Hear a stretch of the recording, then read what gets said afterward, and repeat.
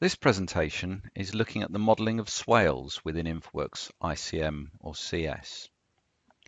Now a swale is basically just an open ditch. It could be dry, could be grassy, could be permanently or semi-permanently filled with water. It may have some sort of gravel base to it.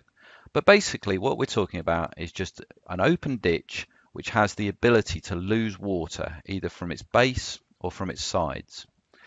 Now, when it comes to modelling it, it's very, very similar to a soakaway. A soakaway was basically a leaky node, a node that has the ability to lose water from its sides or its base.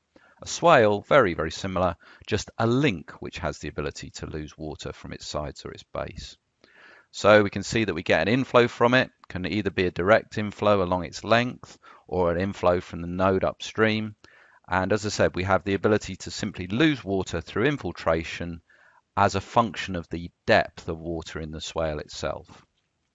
So when it comes to representing it, the parameters that you're actually asked to put in are firstly a base height. Now it may be obvious if it has a flat base to it, it may be obvious where the base is, but for example, if there's some gravel in the base and then grass above that, then we may want a different infiltration coefficient for the gravel element than from the grass element. So we have the ability, it's not obligatory, but we have the ability to define a base height and then an infiltration loss rate in millimeters per hour for the base and from the sides.